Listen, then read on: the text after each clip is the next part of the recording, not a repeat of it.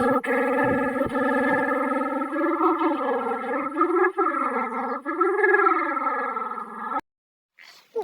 পাখি মিষ্টি পাখি টুনি আমার নাম, খাই দাই বগল বাজাই নাই যে কোনো কাম, আহা নেই যে কোনো কাম।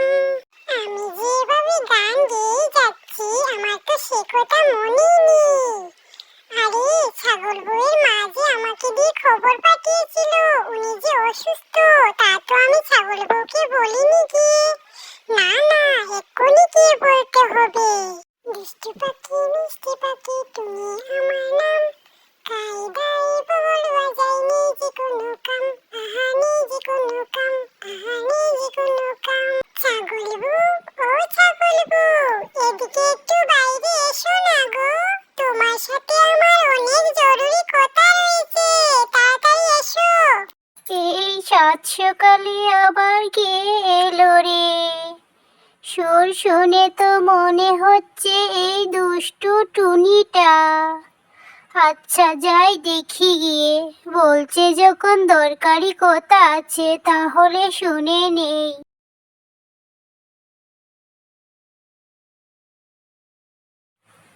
কি রে টুনি, এই সাত সকালে চেঁচাচ্ছিস কেন?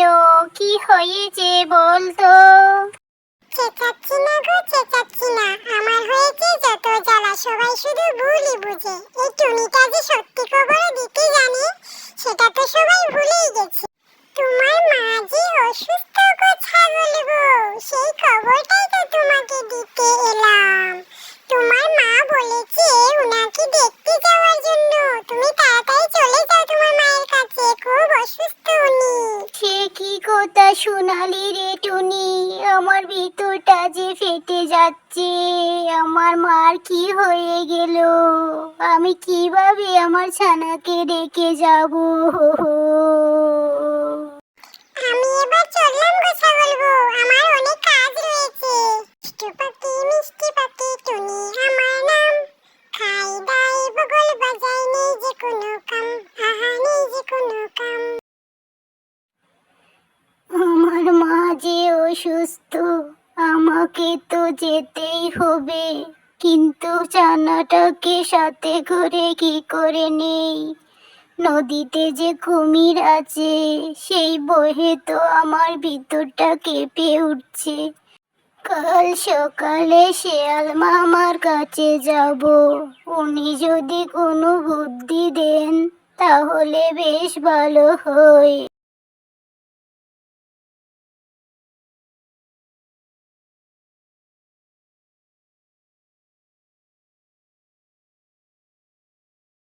ও শিয়াল মামা, একটু দাঁড়াও, তোমার সাথে আমার অনেক কথা আছে। আরে ভাগ্নি যে আমার, কতদিন পর তোকে দেখলাম, আর নাতিটা তো বেশ বড় হচ্ছে রে। ও শিয়াল মামা, আমার মা যে খুব অসুস্থ, আমি আমার মাকে দেখতে যাব, কিন্তু আমার ছেলেকে কোথায় রেখে যাব আমি বুঝতে পারছি না। আরে ভাগ্নি, তুই এত চিন্তা করছিস কেন? তোর মামা আছে না, আমি তোর ছেলেকে খুব যত্ন করে রাখবো। তুই তোর মায়ের কাছে এক্ষুনি চলে যা, আর তোর ছেলেকে আমার কাছে রেখে যা। সত্যি বলছো তো মামা? তুমি সত্যি বলছো তো? হে রে বাগনি হে, একদম সত্যি বল, তুই নিশ্চিন্তে যা। আমি গেলাম মামা, তুমি ওকে দেখে রেখো।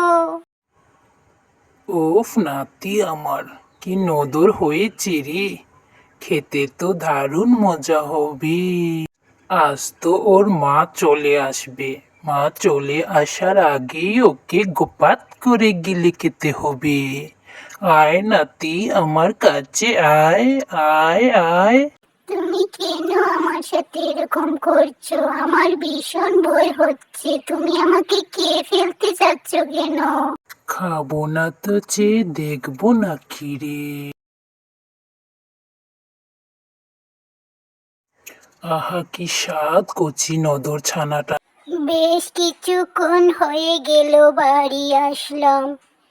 ছানাটাকে এবার গিয়ে নিয়ে আসি। ছানাটাকে দেখতে না পেয়ে মনের ভিতরটা কেমন কেমন করছে।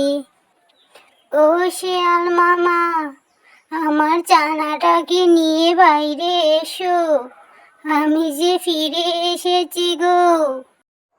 বাঘনিটা তো চলে এসেছে ওর ছানাকে নিতে। যাই একটা ওকে বুঝ দিয়ে আসি। আসলে ভাগ্নি, আমাকে তুই মাফ করে দিস। তোর ছানাকে আমি অনেক যত্ন করে রেখেছিলাম, কিন্তু ও যে খেলতে গিয়ে কখন চলে গেল বনের ভিতরে, আমি তা টেরই পাইনি রে। তোর বাচ্চাটা ভারী দুষ্টু ছিল। সে কি বলছো শেয়াল মামা? এবার আমার ছানাকে আমি কোথায় খুঁজতে যাব? শুধু সে কথা নয় রে ভাগ্নি, আমি গিয়ে দেখলাম একটি বাঘ ওকে খেয়ে নিয়েছে। দুঃখ করিস না, বাড়ি চলে যা। আমারে কি সর্বনাশ হলো মামা! এবার আমি কাকে নিয়ে বাঁচবো বলো? আমি যে অসহায় হয়ে গেলাম।